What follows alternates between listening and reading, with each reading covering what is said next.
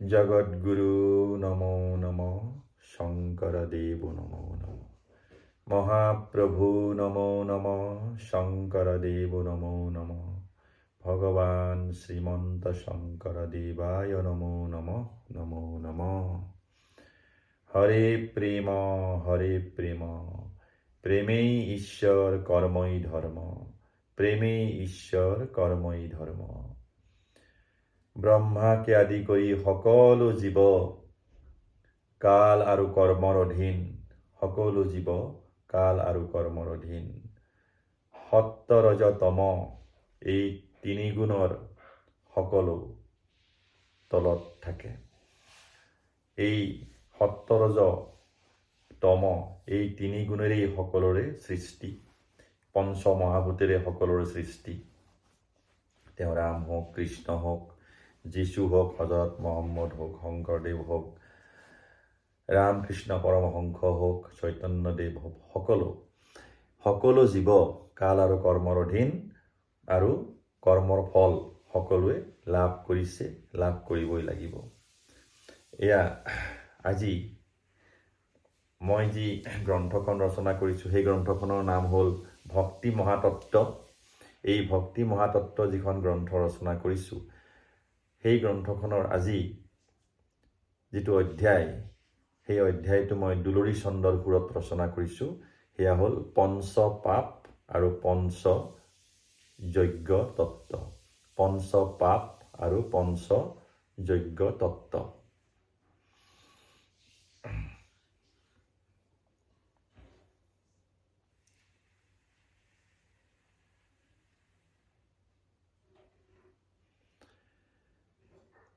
ঘোষা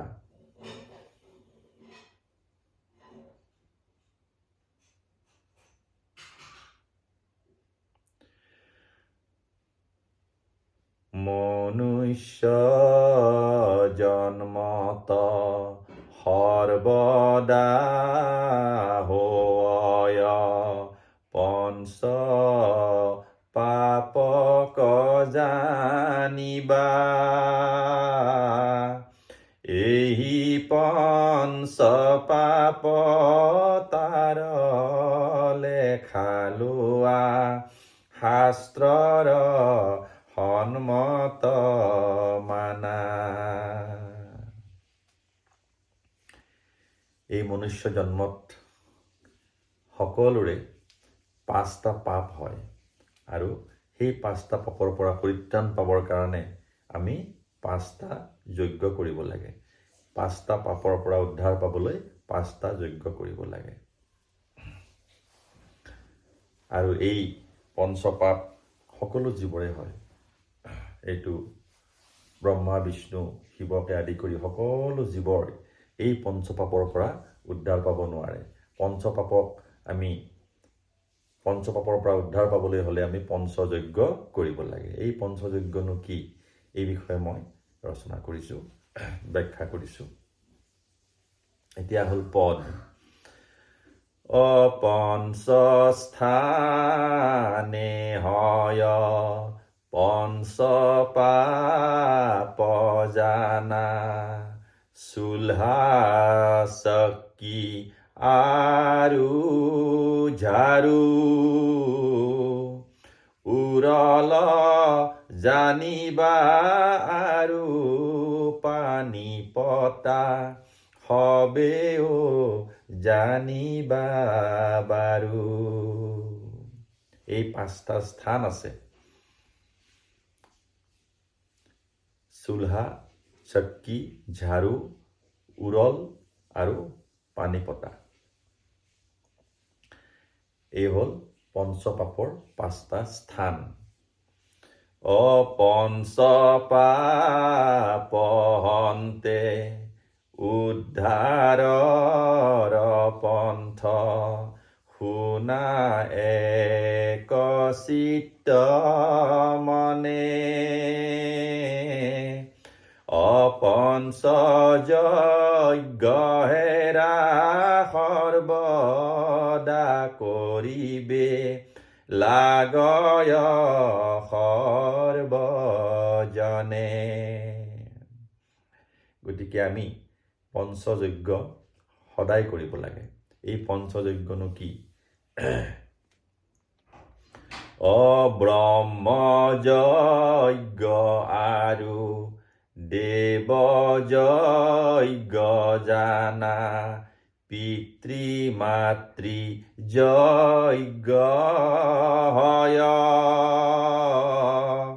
অভূত যজ্ঞ আৰু অতিথি যজ্ঞ পঞ্চযজ্ঞ বুলি কয়।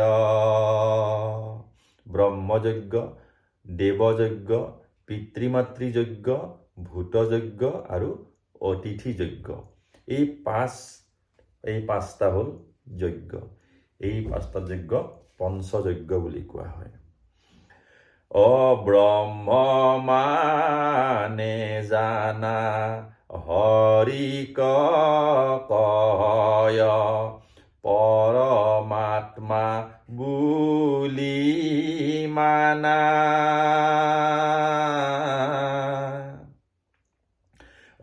ব্ৰহ্মৰ সেৱাক ব্ৰহ্মযজ্ঞ কয়, এই মানে তত্ত্ব জানা।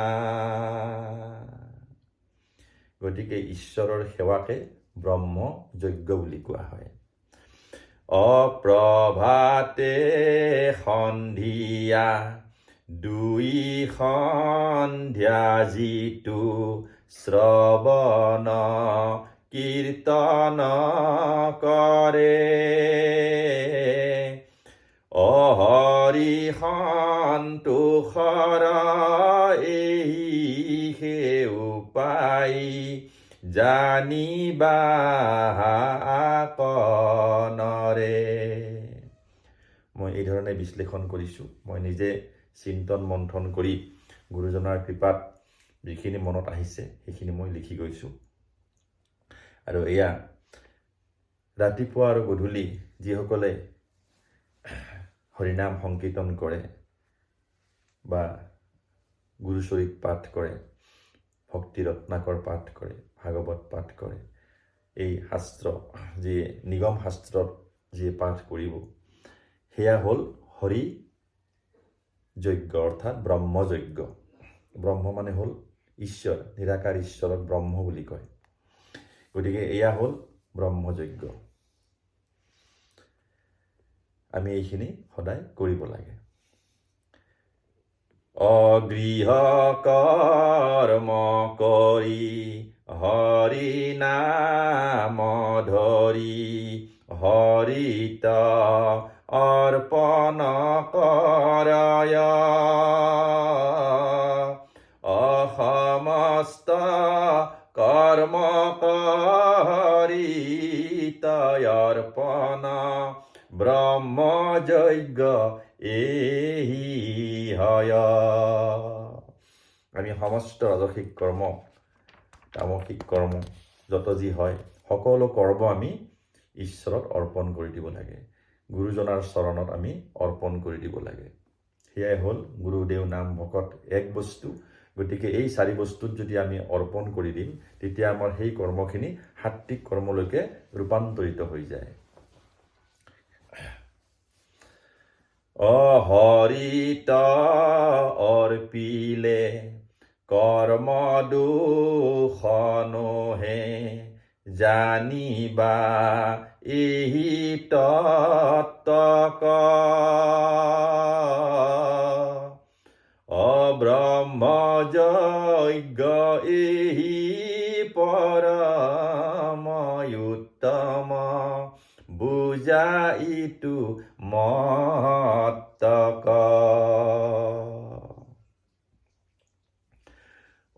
দেৱৰ উত্তম দেৱকী নন্দন, ইহাক সবে জানয়, অৰা নাৰায়ণ ৰাম কৃষ্ণ শংকৰ দেৱ, এক মহাতত্ত্বয় অ দেৱৰ উত্তম দেৱকী নন্দন ইহাক সবে জানয় অনাৰায়ণ ৰাম কৃষ্ণ শংকৰ দেৱ এক মহাতত্ত্বয়। গতিকে নাৰায়ণ, ৰাম, কৃষ্ণ আৰু শংকৰদেৱ এই চাৰিওটা হ'ল এক তত্ত্ব। চাৰিও নামক সদায় উচ্চাৰন্ত যিজনে আক প্ৰতিদিনে দেৱ যজ্ঞ বুলি জানিবা ইহাক বুজিবা সমস্ত জনে। আমি প্ৰতিদিনে নাৰায়ণ ৰাম কৃষ্ণ শংকৰ দেৱায় নমো নমঃ এই লাইনটো যদি আমি কওঁ তেতিয়া আমাৰ কৰ্মৰ দোষবিলাক আঁতৰি যাব। এয়া হ'ল দেৱযজ্ঞ। ব্ৰহ্মযজ্ঞ হৈ গ'ল, এতিয়া দেৱযজ্ঞৰ বিষয়ে লিখি আছোঁ। এই দেৱযজ্ঞ কাক কয়? এই চাৰিও বস্তু হ'ল এক তত্ত্ব। নাৰায়ণ ৰাম কৃষ্ণ শংকৰদেৱ।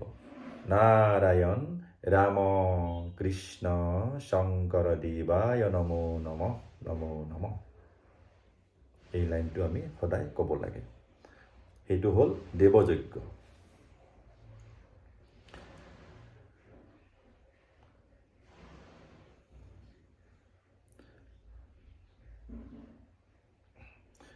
চাৰিও নামক সদা উচ্চাৰন্ত যিজনে আক প্ৰতিদিনে দেৱ যজ্ঞ বুলি জানিবা ইহাক বুজিবা সমস্ত জনে ইটো নৰ দেহা কৰ্মৰ ফলত পাইলো মহা পুণ্য বলে পিতৃৰ ঔৰসে মাতৃৰ গৰ্ভতে আইলো ইহ সংসাৰলে পিতৃৰ ঔৰসে মাতৃৰ গৰ্ভতে আইলো ইহ সংসাৰলে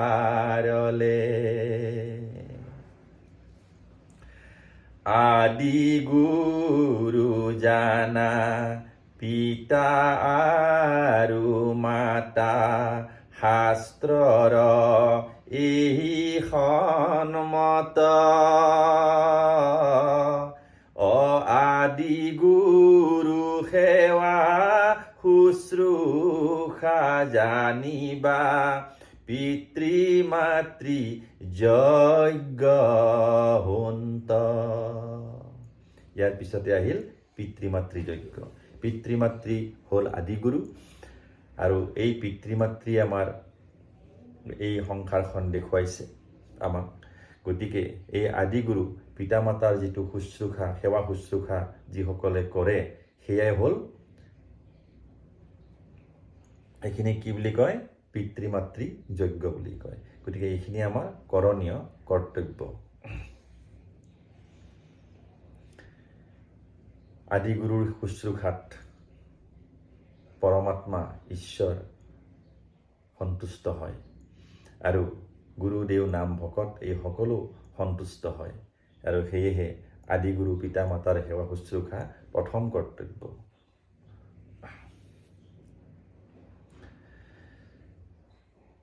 অ পিতৃ মাতৃ ঋণ সুজন নযাই ইহ পৰলোকে জানা অ এতেকে জানিয়া পিতাক মাতাক সেৱা শুশ্ৰূষা কৰা। পিতৃ মাতৃ শুশ্ৰূষা, সেৱা শুশ্ৰূষা অতি উত্তম কৰ্ম। এই কৰ্মৰ পৰা কেতিয়াও আঁতৰি আহিব নাপায়। যিমান পাৰি এইখিনি কৰ্ম আমি কৰিব লাগে।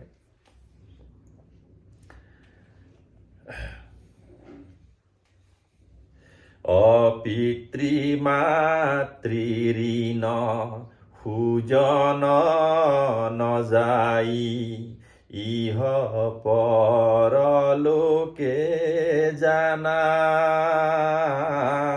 অ এতেকে জানিয়া পিতাক মাতাক সেৱা শুশ্ৰূষা কৰা। অভূত প্ৰাণী দুই সমাৰ্থক হয় ভূত মানে প্ৰাণী জানা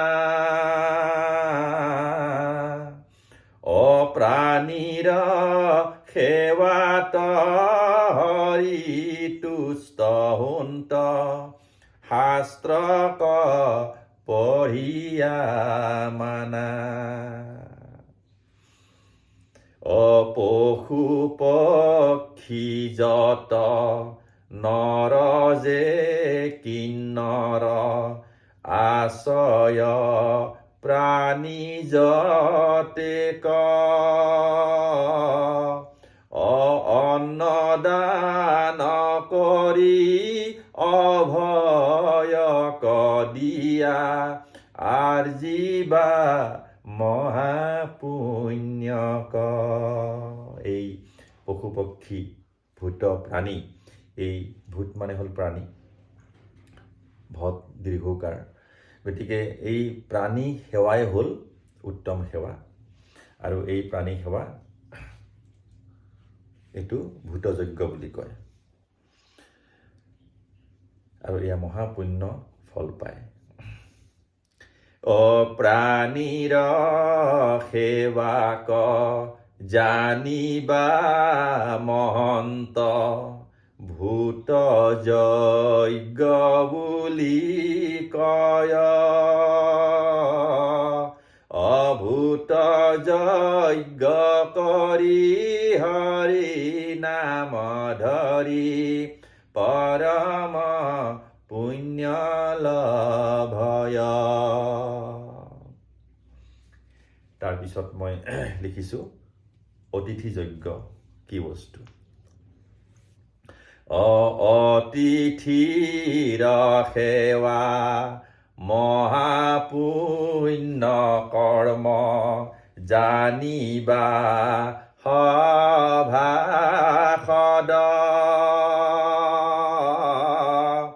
অতিথি যজ্ঞ কৰি সৰ্বজনে পাইবা পৰম পদ। গৃহস্থী আশ্ৰম পৰম উত্তম জানিবা মহাজন গৃহতে থাকিয়া কৰম কৰিয়া পাইবা নৰ নাৰায়ণ পাইবা নৰ নাৰায়ণ। আপোন গৃহত কিম্বা নাম ঘৰত ভাগৱত ভক্তি ৰত্নাকৰ কীৰ্তন ঘোষানতো নাম ঘোষা কিম্বা চৰিত কথা গুৰুৰ অশ্ৰৱণ কীৰ্তন কৰিয়া যিজনে ভকতক সেৱা কৰে আই আৰু বাপক ভোজন কৰায়া পুণ্যক অৰ্জন কৰে অনাম কীৰ্তনক যিসবে গাৱয় অজানা এক চিত্ত মনে অহিসবে জানিবা ভৱ সাগৰক তৰিলে প্ৰয়াস বিনে অভক্ত পদ ইটো ভকত জানিবা লিংগ ভেদ নাহি তাত আই আৰু বাপ সমস্তকে লৈয়া বুলিলো আমি ভকত এই ভকত বুলি ক'লে আই আৰু বাপ সমস্তকে বুজায় ভকত মানে হ'ল ভক্ত ভক্ত শব্দৰ পৰাই ভকত শব্দটো আহিছে অদাসীৰ পুত্ৰ যে আছিল নাৰদ পূৰ্ব জনমত জানা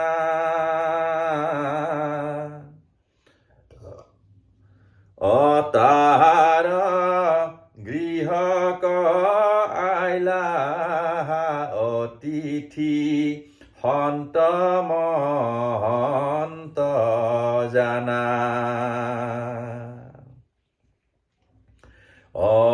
অতিথিৰ সেৱা আৰু সত সংগ ভৈলা নাৰদ গৃহে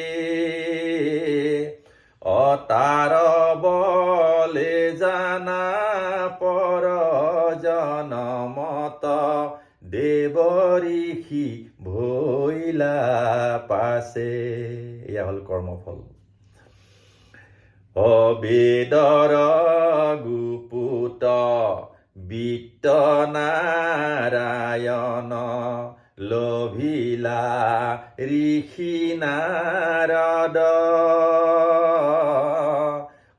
অতিথি সেৱাৰ দেখা মাহাত্ম উপস্থিত সভাসদ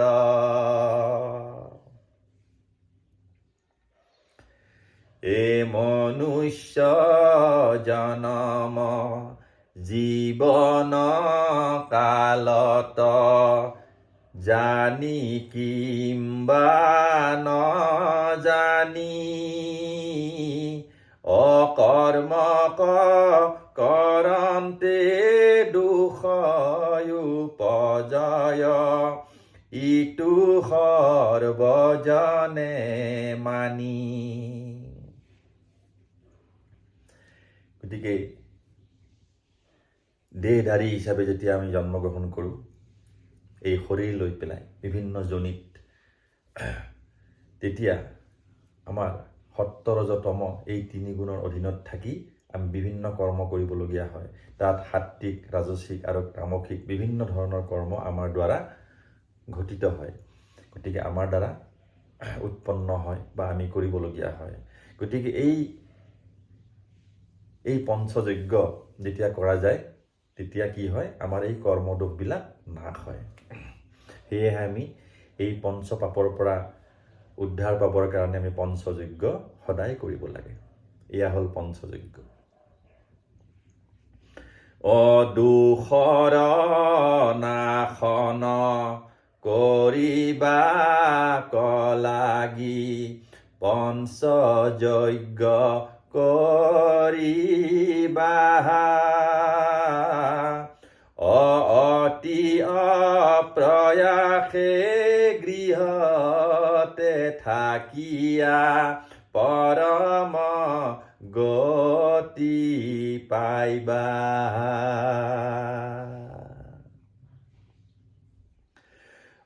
হৰে প্ৰেম হৰে, হৰে প্ৰেম হৰে, হৰে প্ৰেম হৰে প্ৰেম,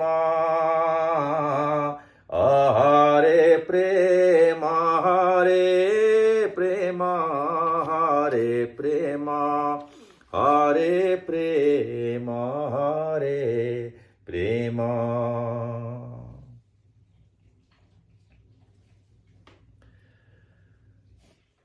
অপৰাগ ভূঞা নাম মোৰ, অসম ভূমিত জন্ম, অবিৰচিলো মহাতত্ত্ব কথা।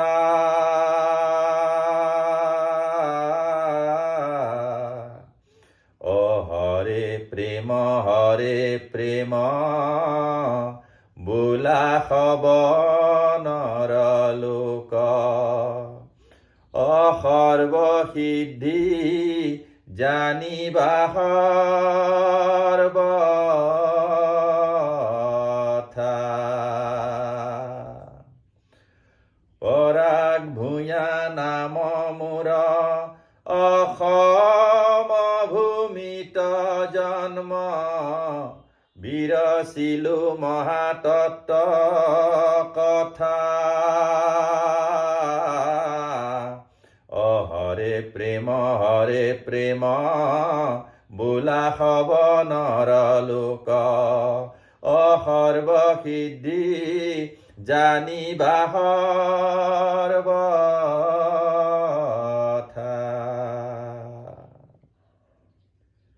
হৰি বল হৰি বল। জয় গুৰু শংকৰ।